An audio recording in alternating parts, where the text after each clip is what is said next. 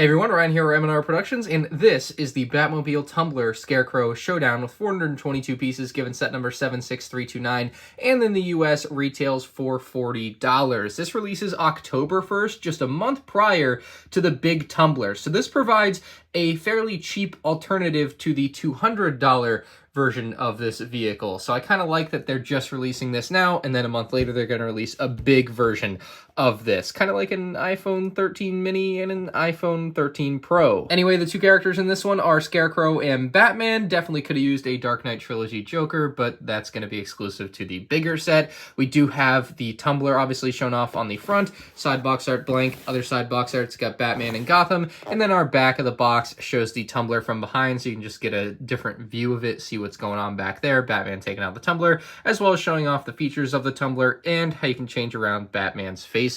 I was going to mention how you can use the affiliate link in the description below to buy the Tumbler, and then I realized I already bought the Tumbler on Amazon, but then I bought it also at the Lego store. I should probably stay more on top of my Lego orders. I guess if I'm going to go buy the big Tumbler on November 1st at the Lego store, I should probably cancel my Amazon pre-order. The new Scarecrow minifigure here is pretty good looking. He has a stud shooter, which has studs on both ends. I think that's a bit of an odd look, but it is somewhat unique. And then the face, of course, is absolutely killer on this one. Part of me feels like a special mold for this would have gone really well, but the printed head works just as fine here. Looks really good, like I said, and overall really good inclusion in the set. For a figure that doesn't have a ton of screen time in the Dark Knight Trilogy, it's really nice to have one here, even though I would have preferred the Joker. Batman's got a lot going for him here. He's got his harpoon gun, looks pretty good, and the Batarang in his other hand. Love the torso on this one. You can see the Batman logo on the middle there, right above his chiseled abs. Nice utility belt. They got rid of the physical one. I think I prefer not having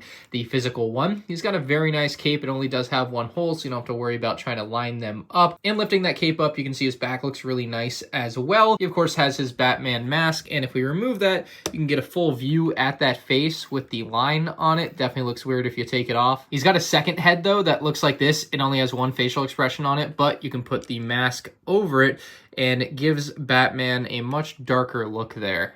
Very nice.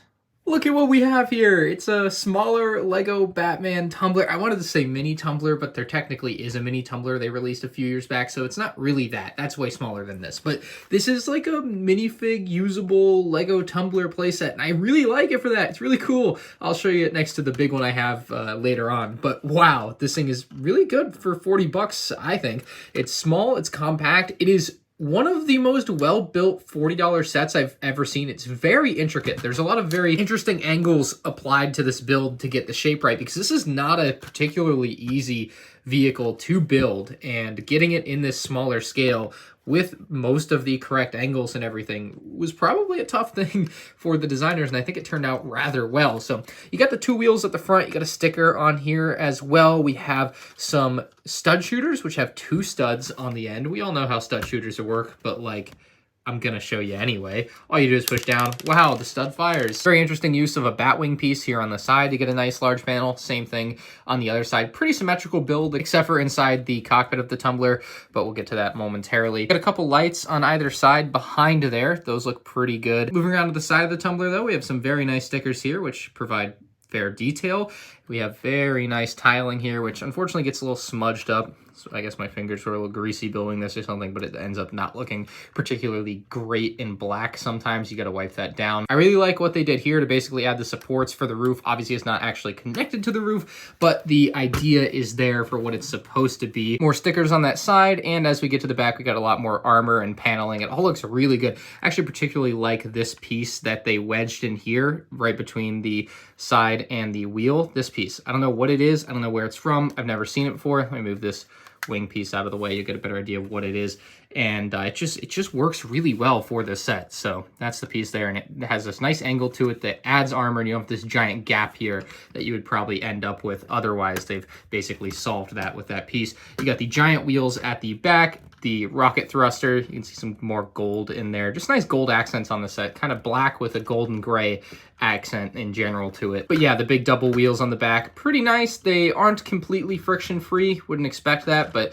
they definitely have more friction than most like Lego City cars. And we'll take a look at the interior in a moment, but I just want to show you it rolling around. It rolls pretty freely. I like it. It works as a playset. The wheels don't turn or anything, so if you get this for a kid and they want to play with it, they're going to have to turn it, but that's okay. It's not a big deal. I think that this accurately represents the tumbler well enough that you can forgive something like that. I don't even think the wheels turn on the bigger model, to be fair, but let's get to the inside of this thing. So there's just a hatch on top that opens really easily, and you actually have a really well detailed interior, and thanks to the new wide angle camera on my phone, I can actually get a really good view of that for you. You can see the control panels are stickers, but they actually look really good. They have a really fair bit of detail. Now, the only complaint I guess I would say I have with this is that it is still a bit of a tight fit to get in there. You can't just pull the side panels away. You could, in theory, I suppose, pull these back and take it off, and then you can have a much easier time putting your hand in here to access all of this, but it's just a little extra step, I guess. It's something you can do, it's just not something I particularly like doing. You can take your Batman minifigure and place him inside. There's another seat for another character if you really want to have two minifigs in here. It looks like his cape can get caught up a little bit, but, you know, I'm not going to throw a Scarecrow or anything in there. That would be weird. You can stick your Batarang on the clip above him, and while there's not really a spot for this, you could certainly just throw it in that spare seat, and that way you won't lose it, I guess, if you want to keep your minifig in the set. So we can pop that back on, close these back up, and just like that, you got Batman riding in his tumbler, and he looks really cool in there. It's nice to see his face deep down in there. Perhaps as a playset, the one place this set falters is it doesn't really have any type of vehicle for Scarecrow to have. Like, he doesn't have like the white van or anything, so you're missing out there. Obviously, that would add a lot of cost to the playset, but just judging it as far as having like a villain functionality to be able to actually take on the tumbler, that's not going to be happening with this one. But as a collectible set, to essentially save you 200 bucks up against the bigger tumbler, and also for people that just don't have the space for something like this, that's also a problem when looking at buying an over $200 Lego Batman tumbler versus the $40 one. Like, this is a more than adequate display piece. It doesn't feel like it compromises on really anything to give you a fun play set, and more importantly, a very good looking display set that you don't have to have something that literally is going to take up like a small table. So as much as I love the bigger tumbler, I can totally see people just picking up this $40 tumbler and being really happy with it. I would be just happy with the smaller tumbler too. As a Lego collector, I'm gonna buy the big tumbler, of course, but like, I think a lot of people can buy this $40 one and be very satisfied with it. So I would totally recommend picking this one up 100%. It's like a 10 out of 10 Lego Batman set. It is so cool to have a smaller version of the big old tumbler. Other than that, you don't get a Joker minifig, but hey, you got to pay the piper for that one. Let me know your thoughts on the $40 tumbler in the comments section below, and look out for my review of the bigger Lego tumbler coming in November. That's just the older version of the big tumbler, but they are of course similar. That's why I used it to show next to this. Thank you guys for watching. I'll see you in the next one. Peace out.